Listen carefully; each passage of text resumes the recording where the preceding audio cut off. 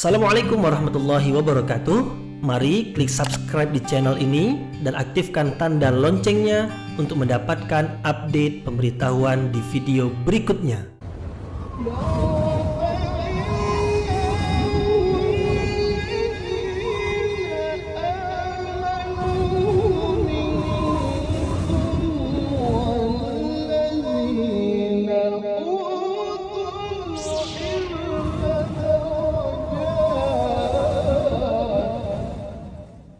A'udzu billahi minasyaitonir rajim. Bismillahirrahmanirrahim. Assalamualaikum warahmatullahi wabarakatuh. Alhamdulillahirabbil alamin wa bihi nasta'inu ala umurid dunya waddin. Nasta'inuhu wa nastaghfiruh wa na'udzu billahi min syururi anfusina wa min sayyiati a'malina. فَمَنْ يَهْدِهِ اللَّهُ فَلَا مُضِلَّ لَهُ وَمَنْ يُضْلِلْ فَلَا هَادِيَ لَهُ أَشْهَدُ أَنْ لَا إِلَهَ إِلَّا اللَّهُ وَحْدَهُ لَا شَرِيكَ لَهُ وَأَشْهَدُ أَنَّ مُحَمَّدًا عَبْدُهُ وَرَسُولُهُ لَا نَبِيَّ بَعْدَهُ أَمَّا بَعْدُ. Kita bersyukur kepada Allah Subhanahu wa taala yang masih melimpahkan rahmat dan nikmat-Nya. Kita bersyukur dengan mengucapkan Alhamdulillahirabbil alamin. Tidak lupa pula bersalawat kepada Rasulullah dengan mengucapkan Allahumma salli ala Sayyidina Muhammad wa ala ali Sayyidina Muhammad. Dan bersalam kepada Rasulullah dengan mengucapkan Assalamu alayka ya Rasulullah. Alhamdulillah kita dapat kembali meneruskan pengajian tafsir ayat-ayat suci Al-Quran yang insyaAllah kita akan teruskan kepada ayat yang kelima dari surah Al-Ma'idah, yaitu masih lagi tentang makanan yang dihalalkan. Sebelum ini telah disebutkan tentang makanan yang dihalalkan, yaitu yang dihalalkan adalah yang baik-baik, at-tayyibat. Di antaranya adalah hewan buruan, yaitu yang ditangkap oleh binatang buas yang telah dilatih untuk berburu. Kemudian kita melepaskan, ketika melepaskan binatang tersebut kita menyebut nama Allah Subhanahu wa taala. Kemudian binatang tersebut menangkapnya, kemudian memberikannya kepada kita, kepada tuannya. Maka hewan buruan tersebut adalah halal untuk dimakan. Selanjutnya Allah menerangkan yang halal untuk dimakan adalah makanan ahlul kitab. Sebagaimana yang telah kita ketahui sebelum ini, yaitu ahlul kitab adalah yang memiliki kitab suci. Yang dimaksudkan adalah orang-orang Yahudi dan orang-orang Nasrani. Karena orang-orang Yahudi itu adalah mereka yang menerima kitab suci Taurat, kitab suci Zabur melalui Nabi Musa dan Nabi Daud alaihi salam. Meskipun kitab suci yang ada pada mereka pada hari ini tidak seperti yang diturunkan kepada para nabi terdahulu. Ini sudah kita terangkan dalam pengajian sebelum ini. Namun mereka tetap juga disebut sebagai ahlul kitab, yaitu orang-orang yang diberi kitab. Satu lagi adalah orang-orang Nasrani atau orang-orang Kristen. Mereka ini adalah yang diberi kitab Injil yang dahulu diturunkan kepada Nabi Isa alaihi salam. Nah, makanan mereka itu adalah dihalalkan bagi umat Islam, termasuk sembelihan mereka. Ayat sebelum ini menyebutkan bahwasanya hewan sembelihan itu mestilah disembelih oleh umat Islam dengan menyebut nama Allah. Umat Islam, orang-orang beriman yang menyembelih hewan sembelihan. Nah, kalau ahlul kitab yang menyembelihnya bagaimana? Karena di dalam ayat Al-Quran bahwasanya ahlul kitab itu tidak dimasukkan ke dalam kelompok orang-orang beriman. mereka itu tidak dimasukkan ke dalam kelompok umat Islam. Mereka mengaku sebagai pengikut para nabi. Tetapi kalau mereka mengaku sebagai pengikut para nabi, mestinya mereka juga mengikuti Nabi Muhammad sallallahu alaihi wasallam. Tapi mereka tak mau mengikuti Nabi Muhammad. Mereka enggan beriman kepada Nabi Muhammad. Kemudian di dalam kitab suci mereka telah dituliskan bahwasanya mereka hendaklah beriman kepada Rasul yang akan diutus, yaitu Rasul akhir zaman, namanya Ahmad, maktuban indahum fit Taurati wal Injil. Sifat Nabi Muhammad itu tertulis dalam kitab mereka, dalam kitab Taurat dan Injil. Tapi mereka ini enggan beriman kepada Nabi Muhammad, maka mereka tidak disebut sebagai orang-orang beriman. Tetapi karena pada mereka ada kitab suci, maka mereka disebut sebagai ahlul kitab. Nah, kalau mereka yang menyembelih hewan itu, bagaimana hukum hewan sembelihan tersebut? Ayat ini menerangkan bahwasanya hukum sembelihan ahlul kitab itu adalah halal. Nah, inilah kandungan dari ayat, berarti lanjutan dari ayat sebelumnya tentang makanan yang dihalalkan oleh Allah. Satu lagi, makanan yang dihalalkan oleh Allah adalah makanan ahlul kitab. Namun dalam ayat ini Allah tak mencukupkan dengan hukum makanan ahlul kitab, tetapi Allah menambahkan lagi, masih lagi berkaitan dengan ahlul kitab, yaitu hukum mengawini wanita ahlul kitab. Nah, jadi berpindah dari hukum makanan kepada hukum mengawini wanita. Apa hukumnya mengawini atau menikahi wanita ahlul kitab? Hukumnya adalah halal. Nah, jadi dua perkara halal yang disebutkan dalam ayat ini, yaitu yang pertama berkaitan dengan makanan ahlul kitab, dan yang kedua berkaitan dengan perkawinan dengan ahlul kitab. Kemudian Allah Subhanahu wa taala di penghujung ayat ini menerangkan bahwasanya ini adalah hukum yang ditetapkan oleh Allah, mesti dihormati. Yang tidak menghormati hukum yang telah ditetapkan oleh Allah berarti telah berlaku kafir atau mengkufuri ayat-ayat Allah yang menerangkan tentang hukum Allah. Apa akibat yang akan ditanggung kalau mengkufuri ayat-ayat Allah? Semua pahala yang telah didapatkan terhapus. Kemudian di akhirat nanti tidak akan mendapatkan balasan kebaikan apa-apa. Jadi siapa yang tidak menjalankan hukum Allah, akibatnya adalah fatal, yaitu di dunia merugi dan di akhirat pun merugi. Bermakna tidak akan mendapatkan kebaikan dunia dan akhirat. Dan di akhirat pula tempat kediaman itu hanya dua saja, tempat kediaman yang buruk dan tempat kediaman yang baik. Yang buruk adalah neraka, yang buruk adalah neraka, yang baik adalah surga. Kalau tidak mendapatkan kebaikan apa-apa, berarti nanti di akhirat akan dimasukkan ke dalam neraka. Maka ujung ayat ini sebagai peringatan, isinya di dalam mengingatkan jangan sampai merugi yang disebabkan karena tidak mau menjalankan hukum Allah. Nah, inilah dia kandungan ringkas dari ayat ini, masih lagi berkaitan dengan ayat yang sebelumnya. Selanjutnya kita akan pindah ke tafsir ayat. Namun sebelumnya kita akan membaca ayat ini terlebih dahulu.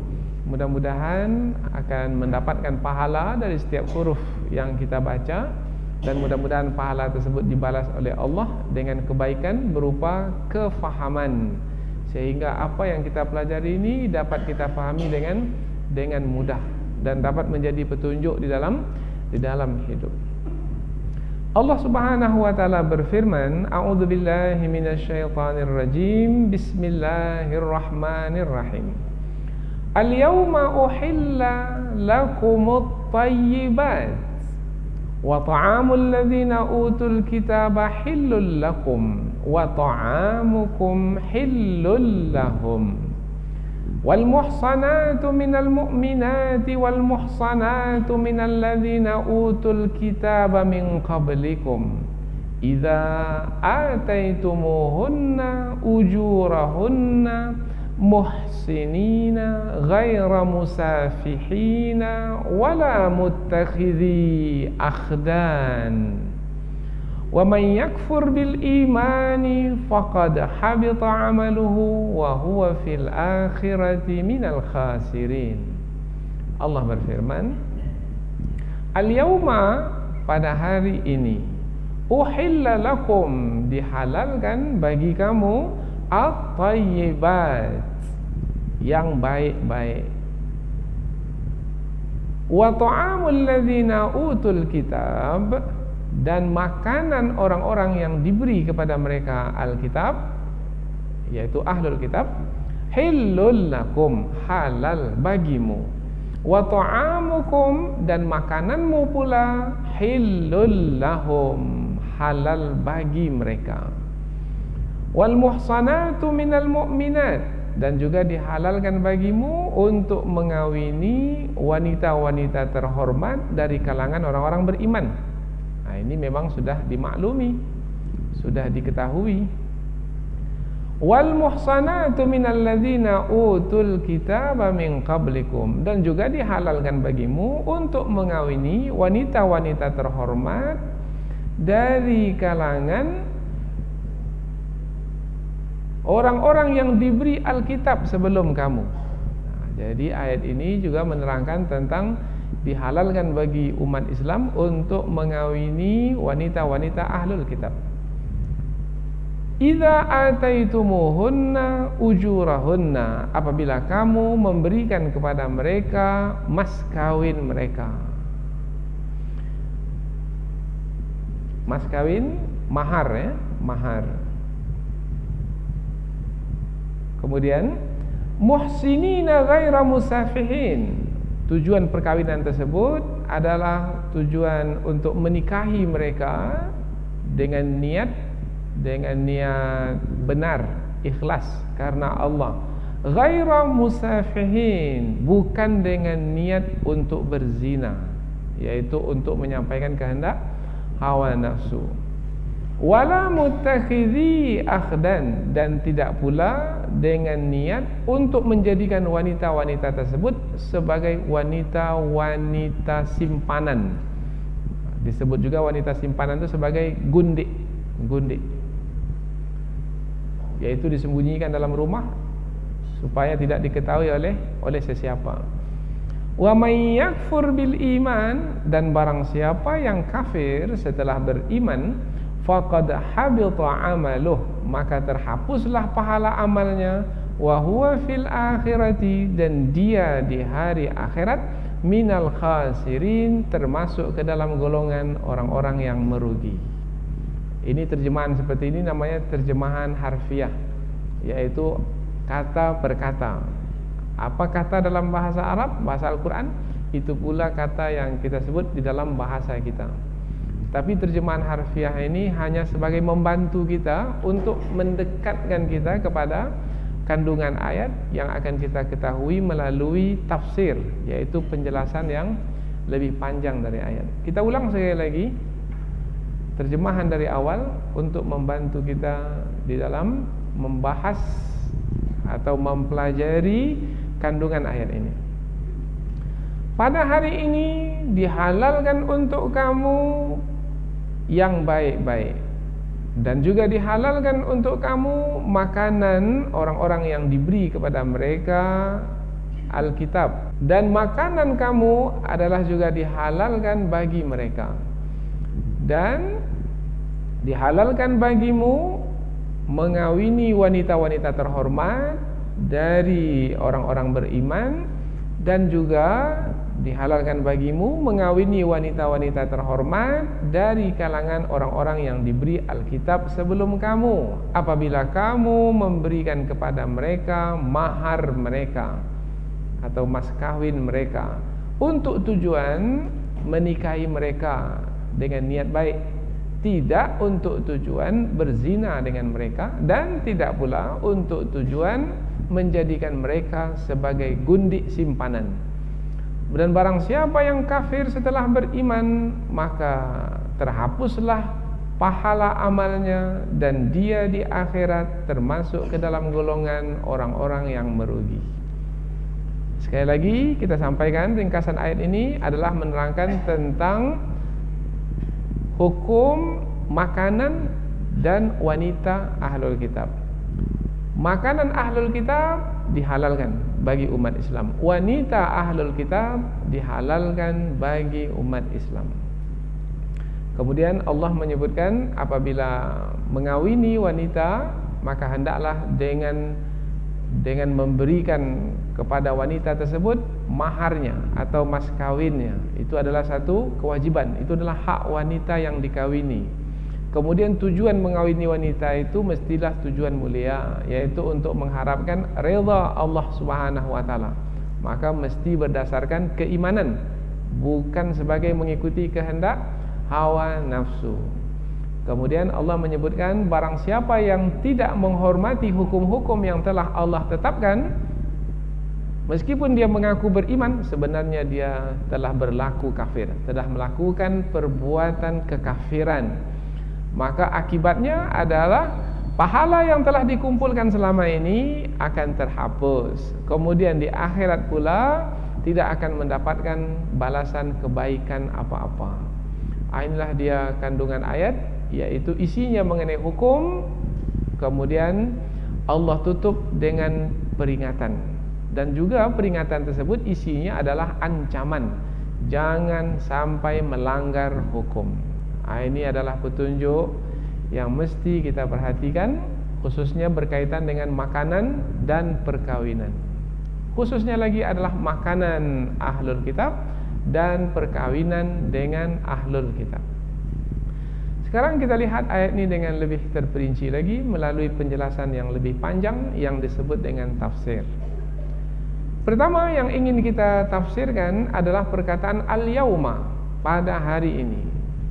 Apabila disebut kata al-yauma berbaris di atas, bermakna ini adalah zarfu makan, zarfu zaman, kata yang menerangkan zaman, yang menerangkan waktu, yaitu pada waktu. Kalau disebut hari, mana pada waktu hari ini. Pada waktu hari ini yang dimaksudkan hari yang mana? Hari ayat ini diturunkan. Ini adalah pendapat ulama tafsir. Kapan ayat ini diturunkan? Ayat ini diturunkan pada 9 Zulhijjah ketika Rasulullah menunaikan haji wada. Jadi ayat ini turun di padang Arafah. Di padang Arafah. Kalau disebut pada haji wada, yaitu di penghujung usia Rasulullah, bermakna ayat ini termasuk ke dalam golongan ayat-ayat yang di akhir-akhir penurunannya. Karena ayat itu turun 13 tahun di kota Mekah dan 10 tahun di kota Madinah. Bermakna ini sudah berada di akhir-akhir ayat-ayat yang turun. Nah, apabila berada di akhir-akhir, bermakna hukumnya ini adalah hukum yang menjadi penutup dari hukum-hukum yang telah disebutkan sebelumnya, atau sebagai yang menyempurnakan lagi hukum-hukum yang sudah diturunkan sebelumnya. Apabila bertentangan dengan hukum-hukum yang sebelumnya, maka ayat ini akan menjadi ayat yang memansuhkan hukum yang sebelumnya. Tetapi ini kaitannya bukan dengan nasikh dan mansuh. Ini hanya untuk menjelaskan ayat ini termasuk ke dalam golongan ayat yang terakhir diturunkan. Berarti kalau ayat ini ayat yang terakhir diturunkan, maka hukum yang ada di dalamnya adalah hukum yang mesti diperhatikan untuk dijalankan.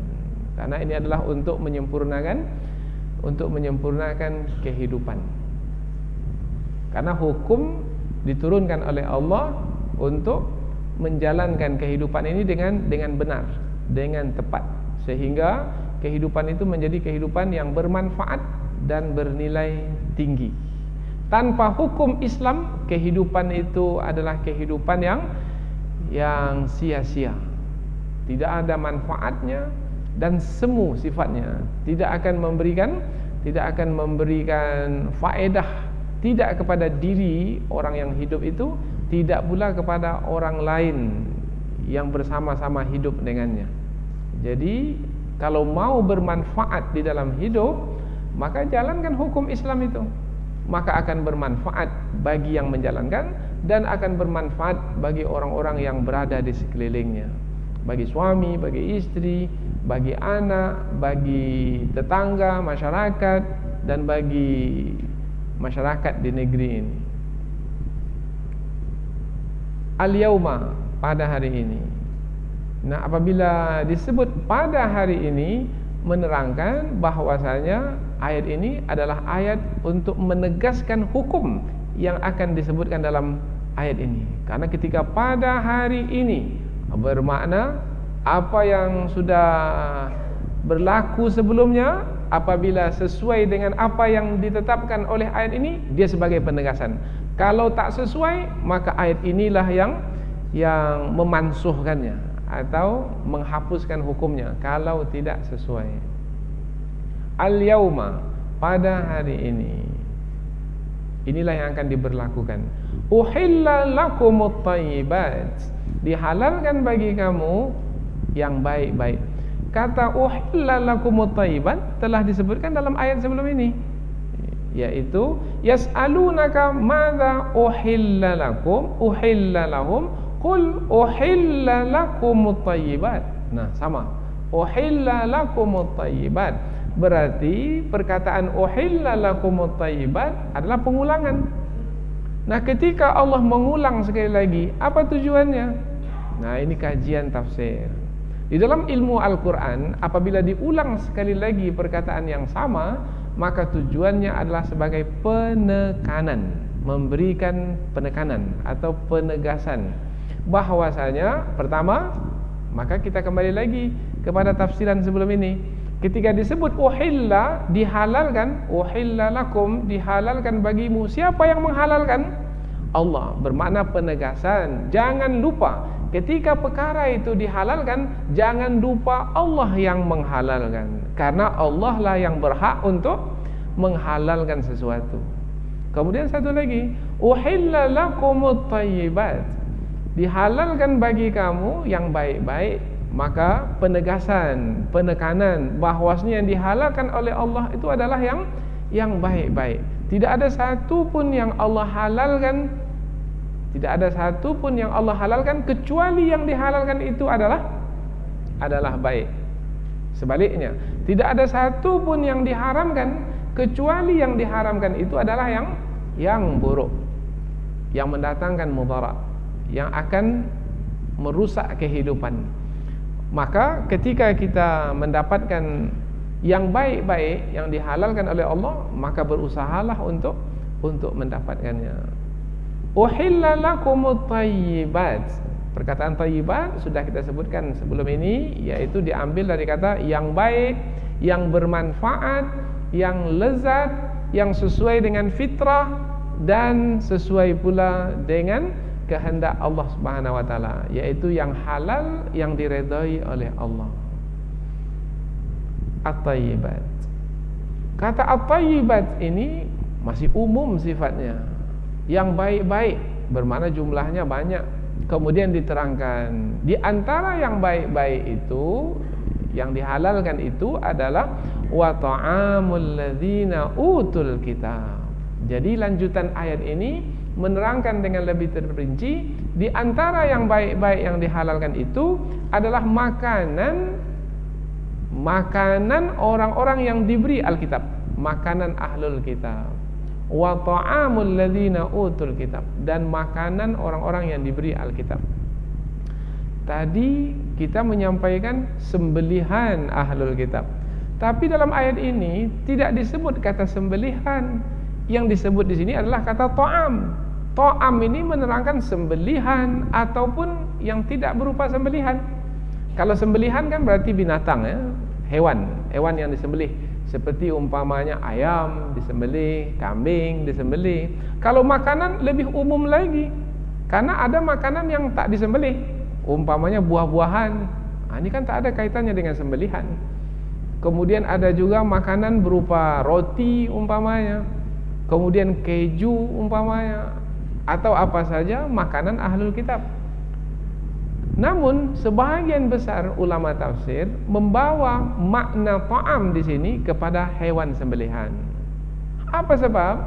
Sebab difahami dari ayat sebelum ini, yaitu ayat sebelum ini menerangkan yang menyembelih hewan itu barulah halal, hewan sembelihan itu kalau yang menyembelihnya itu orang-orang beriman.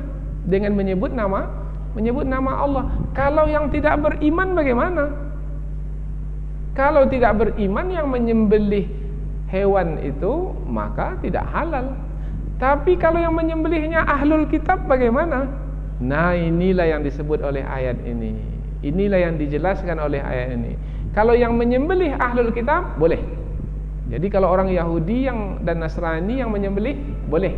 Tapi kalau orang Hindu, orang Buddha yang menyembelih dan orang-orang musyrik lainnya bukan dari kalangan ahlul kitab, maka tidak boleh, diharamkan. Jadi mengapa sebagian ulama tafsir membawa makna ta'am ini kepada hewan sembelihan? Sebab dia menerangkan atau menjelaskan lebih terperinci ayat yang sebelum ini. Kalau yang dimaksudkan dengan makanan-makanan biasa seperti buah-buahan, itu memang sudah dimaklumi halal. Halal hukumnya. Umpamanya apel yang dimiliki oleh ahlul kitab itu kemudian dijual kepada kita, halal, tidak ada masalah apa-apa. Jadi yang menjadi masalah adalah ketika berkaitan dengan hewan sembelihan. Nah, itu dia masalah. Maka ulama tafsir sebagian besarnya mengatakan makna makanan di sini adalah hewan sembelihan. Maka dalam terjemahan kata sembelihan itu dimasukkan ke dalam kurung, bahwasanya yang disebut atau yang dimaksudkan dengan kata ta'am di sini adalah hewan sembelihan. Tapi dalam kajian tafsir ada lagi penambahan, yaitu karena kata ta'am ini maknanya adalah umum dan Allah tidak menyebutnya secara khusus hewan sembelihan, bermakna ada lagi penjelasan tambahan, yaitu apabila umpamanya ada makanan yang tidak ada campur tangan ahlul kitab itu dalam mengolahnya. Yang tidak ada campur tangan ahlul kitab dalam mengolahnya seperti buah-buahan, apalagi yang lain umpamanya yang tidak ada campur tangan di dalam mengolahnya, umpamanya membuat minuman umpamanya. Tapi ada campur tangan umpamanya ketika mengolahnya, menjadikannya itu sebagai makanan atau minuman dengan berkemungkinan bercampur dengan makanan yang lain yang di dalam Islam adalah diharamkan atau najis. Orang-orang Yahudi kan juga makan babi. Orang-orang Nasrani juga makan babi atau makan yang diharamkan, umpamanya anjing. Menurut mazhab Syafi'i dan Hambali ia adalah yang diharamkan. Nah, mungkin saja makanan yang diolah dengan tangan oleh orang-orang Yahudi dan Nasrani ini, mungkin saja, ini kata mungkin saja dia bercampur dengan makanan yang diharamkan dalam Islam. Nah, kalau dimungkinkan ia bercampur, apa hukumnya? Ulama berbeda pendapat. Di antaranya ada yang mengatakan diharamkan, di antaranya ada yang mengatakan dihalalkan. Apa sebab? Sebab baru kemungkinan. Tetapi kalau sudah dapat dipastikan memang dia telah mencampurnya, nah kalau sudah dipastikan, semua ulama bersepakat bahwasanya hukumnya adalah diharamkan. Jadi kata kemungkinan saja tidak cukup untuk menetapkan hukum. Setelah dipastikan, barulah hukum ditetapkan, tidak boleh memakannya. Jadi perlu tidak bertanya kepada ahlul kitab itu, ini bercampur dengan babi atau tidak? Umpamanya kita pergi ke Eropa sana, kemudian kita beli kuenya yang diolah umpamanya dengan minyak, mungkin saja minyaknya bukan minyak yang dihalalkan, yang diharamkan. Ini campur dengan lemak babi ya? Boleh? Boleh, mengapa tidak? Itu adalah hak kita, hak konsumen untuk mendapatkan makanan yang halal. Tapi pada hari ini sudah dimudahkan, yaitu adanya sertifikasi halal. Nah, lihat saja, kalau ada sertifikasinya, dah ambil. Tak ada sertifikasinya, kita jadi ragu. Ragu di dalam Islam tinggalkan, yaitu tinggalkan yang ragu-ragu. Maka ambil yang yakin-yakin saja. Jadi penyebutan kata ta'am di dalam ayat ini tidak hanya membawa kepada makna sembelihan, hewan sembelihan, meskipun sebahagian besar ulama tafsir membawa maknanya kepada hewan sembelihan disebabkan karena kaitan ayat ini dengan ayat yang sebelumnya. Tetapi tidak menutup kemungkinan ada juga menerangkan tentang hukum yang berkaitan dengan makanan ahlul kitab yang bersifat lebih umum dari hewan sembelihan.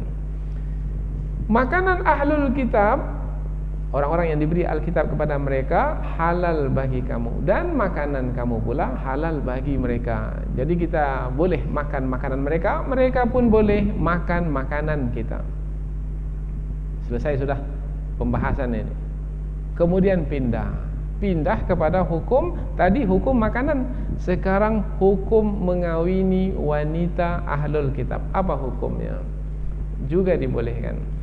Wal muhsanatu minal mu'minat, dan dibolehkan, dihalalkan untuk mengawini wanita-wanita terhormat dari kalangan orang-orang beriman.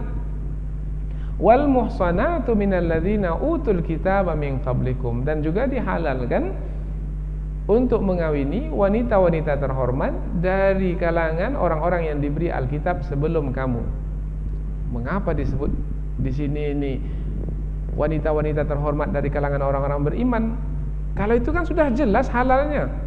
Tapi mengapa disebut juga di sini?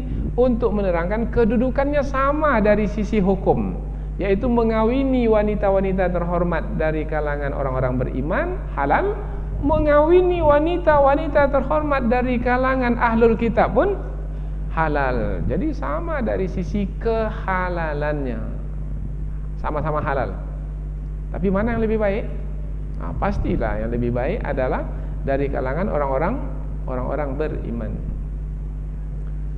Kemudian karena kita mengaji tafsir, maka kita pun mengaji mengapa Allah menggunakan kata wal muhsanat, tidak menggunakan kata wal muslimat umpamanya, atau umpamanya lagi adalah an-nisa umpamanya wanita. Mengapa menggunakan kata al-muhsanat? Al-muhsanat ini dari kata al-ihsan, yaitu yang sangat menjaga diri. Al-iffah, yaitu yang sangat menjaga kehormatan diri. Maka kita sebut tadi terjemahannya orang-orang yang terhormat. Mengapa digunakan kata al-muhsanat? Ia adalah memberikan isyarat kalau mencari pasangan hidup, carilah yang memiliki iffah, yaitu yang memiliki kepribadian, yaitu sangat-sangat menjaga diri, sangat-sangat menjaga kehormatan diri. Jangan pilih sembarang orang, jangan. Apa sebab? Sebab ini akan dijadikan ibu kepada anak-anak, akan menjadi guru pertama bagi anak-anak. Bagaimana kalau ibunya tak terhormat? Bagaimana untuk mendapatkan keturunan yang mulia? Sementara ibu itu adalah guru pertama dalam keluarga. Maka pilih yang terhormat. Siapa yang terhormat?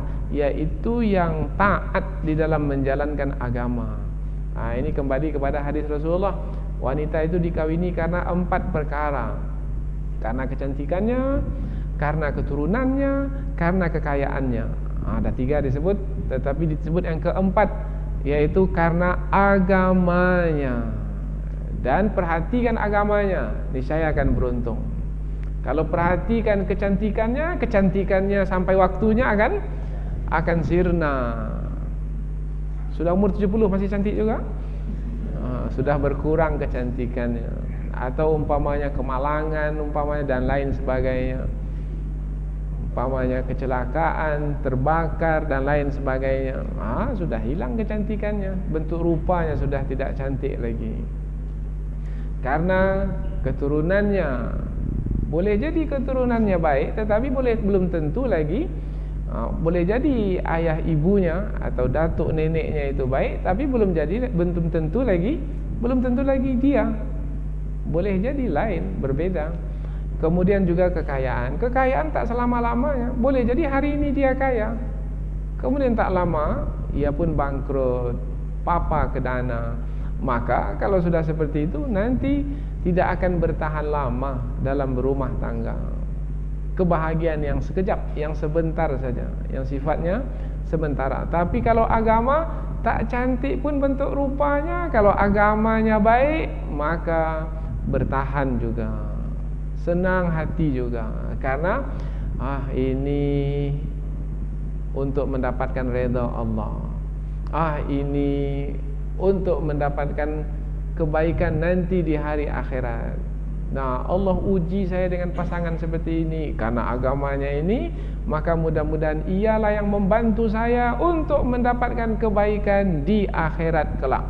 Ini pertimbangannya adalah pertimbangan agama. Fadfar bidzatid dini taribat yadak. Perhatikan perkara agama, maka kamu akan beruntung. Wanita dikawini karena 4, maka laki-laki yang mengawini pun mestikan perhatikan juga yang 4 itu. Jangan tengok bentuk rupanya saja, atau keturunannya saja, atau kekayaannya saja. Yang lebih penting adalah lihat agamanya. Apa guna bentuk rupa bagus tapi pemarah saja? Tak ada gunanya. Kemudian kata-kata yang dikeluarkan, kata-kata yang keji, kata-kata yang hina, yang kotor, tak ada gunanya. Meskipun dia kaya raya, meskipun dia ada keturunan yang terhormat sekalipun. Agama, perhatikan. Kembali kepada ayat. Kata al-muhsanat maknanya itu yang menjaga kehormatan diri, memiliki kepribadian yang mulia. Itu yang dipilih untuk menjadi pasangan hidup. Wal muhsanatu minal ladzina utul kitab min qablikum. Dihalalkan bagi kamu untuk mengawini wanita-wanita yang terhormat. Ini isyarat kepada pilih yang terbaik dari kalangan wanita itu, yang diberi Alkitab kepada mereka sebelum kamu, yaitu dari kalangan ahlul kitab. Jadi boleh mengawini orang-orang Yahudi, orang-orang Nasrani yang mereka itu disebut sebagai ahlul kitab. Melalui ayat ini boleh, tetapi dengan syarat ahlul kitab itu adalah yang tetap mentauhidkan Allah Subhanahu wa ta'ala. Itu dimaksud dengan ahlul kitab. Kalau ada orang-orang Yahudi, orang-orang Nasrani, tapi tidak lagi mentauhidkan Allah, mereka menyekutukan Allah. Orang-orang Yahudi mengatakan Allah memiliki anak Allah adalah Uzair. Orang-orang Nasrani mengatakan Allah memiliki anak Allah adalah Nabi Isa. Maka mereka tidak lagi dapat disebut sebagai ahlul kitab yang mentauhidkan Allah. Maka tidak boleh dikawini. Maka sahabat Nabi mengatakan, siapa lagi yang lebih buruk atau lebih kafir dari orang yang menetapkan bahwasanya Allah memiliki anak. Tak ada lagi yang lebih buruk, yang lebih kafir dari orang yang menyekutukan Allah. Jadi yang dimaksudkan dengan ahlul kitab yang boleh dikawini itu adalah yang ahlul kitab masih lagi mentauhidkan Allah, hanya saja tak mau beriman kepada Rasulullah. Itu saja masalahnya. Enggan untuk beriman kepada Rasulullah disebabkan karena keangkuhan dan kesombongan mereka.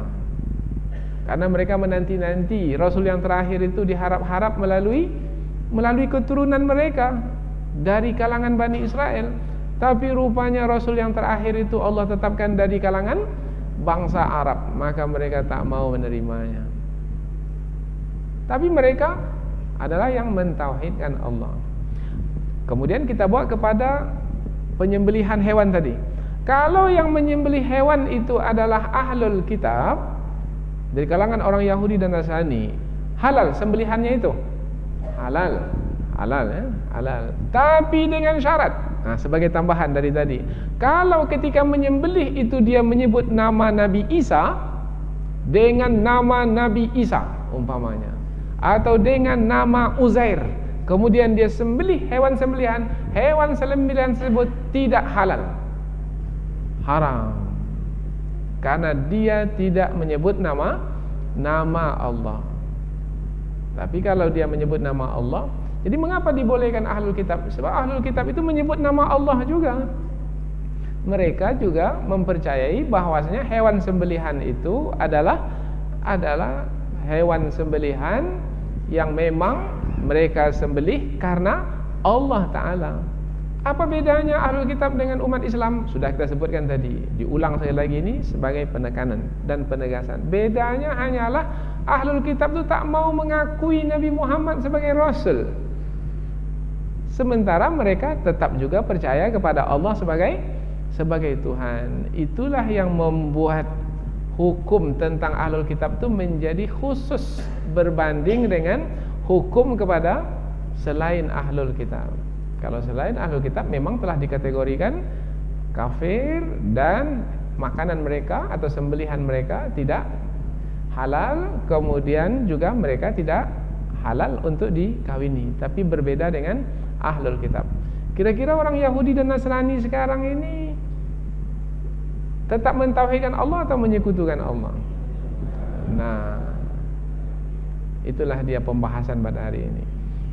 Dan juga untuk menghalang Majelis Ulama Indonesia di Indonesia ini menetapkan bahwasanya tidak dibolehkan atau diharamkan untuk mengawini ahlul kitab. Apa sebab? Sebab atas alasan apabila dibolehkan, maka nanti orang-orang awam ini akan mengawini karena mereka nanti akan memahami, ini ahlul kitab ini. Padahal ramai di antara orang Yahudi dan Nasrani itu, banyak di antara mereka yang menyekutukan Allah. Dan itu bisa mendatangkan kemudaratan nanti kepada anak-anak, sebab ibunya menyekutukan Allah. Nah, ini pembahasan. Kemudian lagi di dalam ayat ini diterangkan bahwasanya tujuan mengawini wanita itu adalah muhsinin, untuk tujuan memang ingin mendapatkan keturunan, untuk mengharapkan redha Allah Subhanahu wa taala. Bukan untuk tujuan berzina, bersenang-senang, mengikuti kehendak hawa nafsu. Itu dilarang di dalam Islam. Berzina untuk menyampaikan kehendak hawa nafsu, bersenang-senang, itu disebut dalam ayat ini ghaira musafihin. Musafihin dari kata safah. Safah itu adalah yang, minta maaf ini, yaitu yang mengeluarkan air, kemudian air itu dia dibuang-buang begitu saja. Nah, biasanya orang yang berzina itu membuang airnya begitu saja, kemudian tidak ada manfaatnya. Kalau orang berumah tangga, airnya itu diletakkan ke rahim istrinya, kemudian air itu menjadi bibit atau benih, menjadi janin, menjadi manusia, maka bermanfaat, yaitu mendapatkan keturunan, untuk mendapatkan keturunan. Tapi orang yang berzina itu bukan untuk mendapatkan keturunan, untuk bersenang-senang saja. Maka nikah mut'ah di dalam Islam, seperti yang dibolehkan di dalam Syiah, nikah mut'ah di dalam Islam itu adalah haram. Apa sebab? Sebab nikah tersebut, yang disebut juga sekarang dengan kawin kontrak. Kontrak 2 bulan selesai. Selama tinggal di Bandung, kontrak. Setelah itu kembali lagi, sudah tidak ada lagi perkawinan. Karena banyak ada turis-turis itu pergi ke satu tempat di Indonesia ini, kemudian dia cari wanita Islam, kemudian dia kawin kontrak, kawin mut'ah 2 bulan, 3 bulan. Setelah itu bercerai. Di dalam Islam hukumnya haram. Apa sebab? Sebab sebenarnya tujuan perkawinan itu adalah musafihin, yaitu untuk menyampaikan kehendak hawa nafsu belaka. Perzinahan yang dilegalkan itu hukumnya adalah haram, tidak dibolehkan. Wala muttakhidhi akhdan, dan tidak pula mengambil akhdan. Akhdan ini jamak dari khaddan. Khaddan itu maknanya as-sadiq, teman. Akhdan ini gundik. Gundik itu teman, teman untuk berzina. Apa bedanya dengan yang tadi? Kalau yang tadi itu terang-terangan, tapi biasanya kalau gundik ini sembunyi-sembunyi. Sembunyi-sembunyi. Kalau tadi terang-terangan, kumpul kebo. Kalau ini sembunyi-sembunyi, kawin siri, tak mau orang lain tahu. Tak tahu, rupanya ada istri, rupanya di Jakarta ada, di Surabaya ada.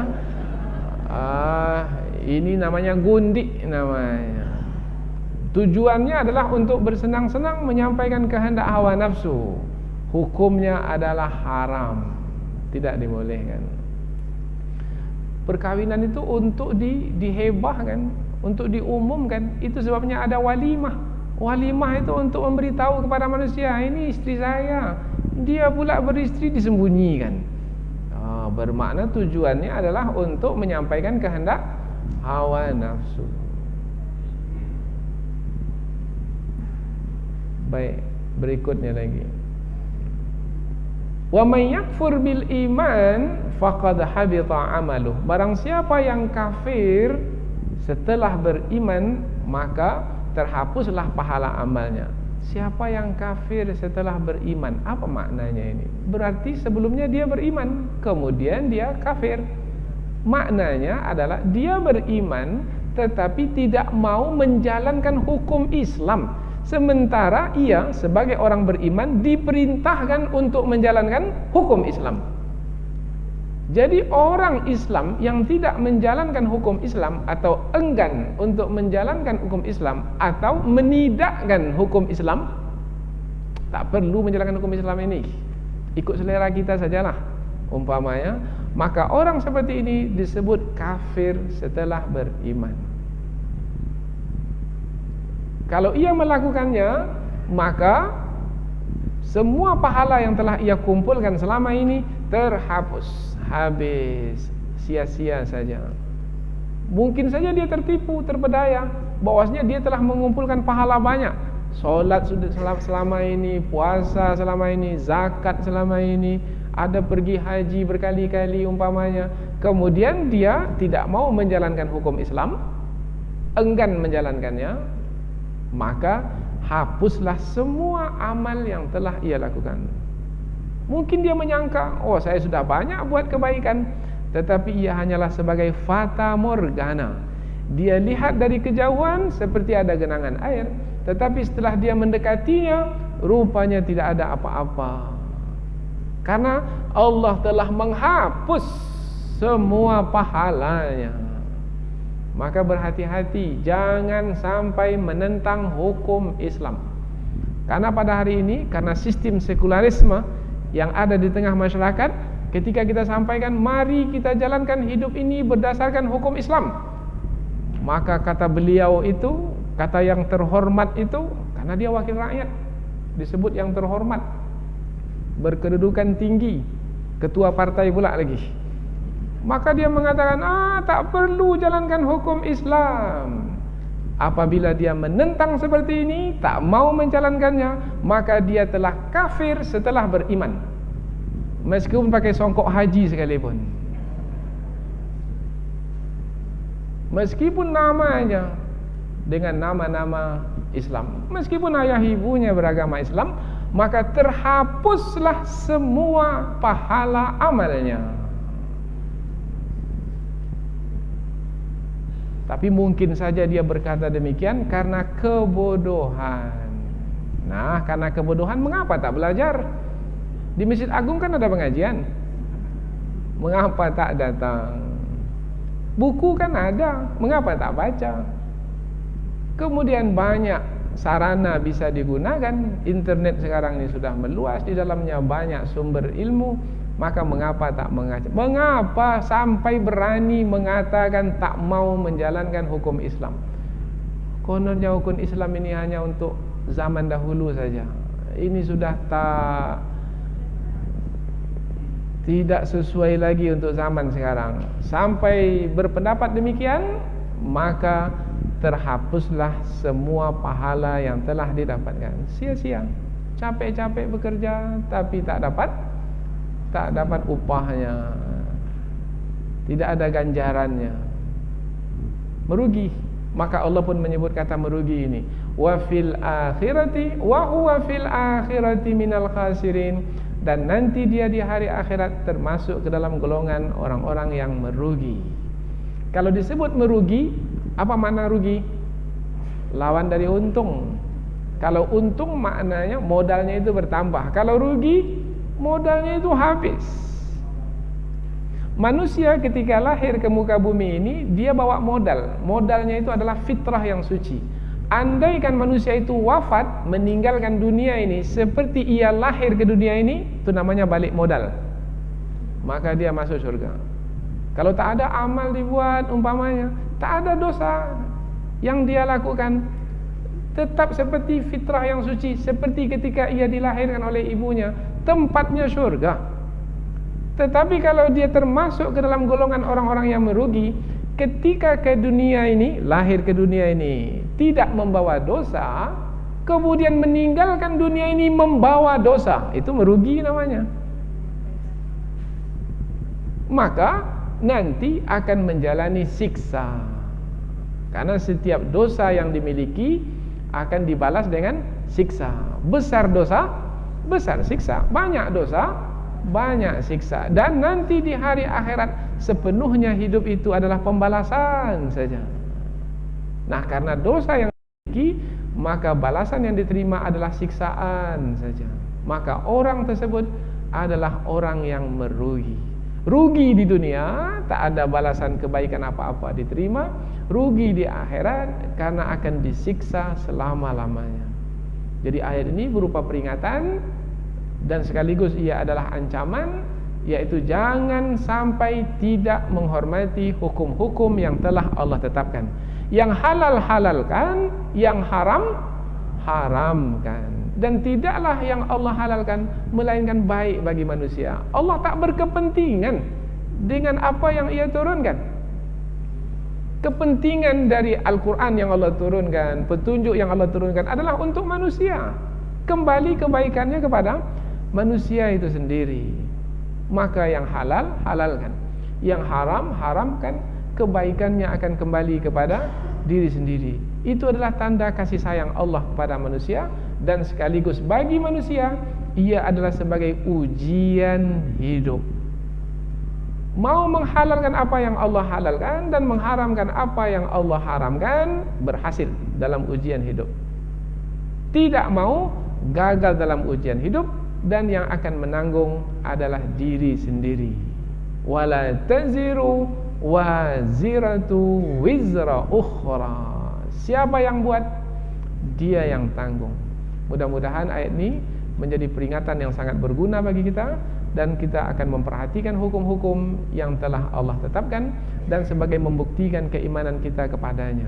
Mudah-mudahan Allah tetap melindungi dan merahmati kita. Subhanakallahumma wa bihamdika, asyhadu an la ilaha illa anta wa astaghfiruka wa atubu ilaik.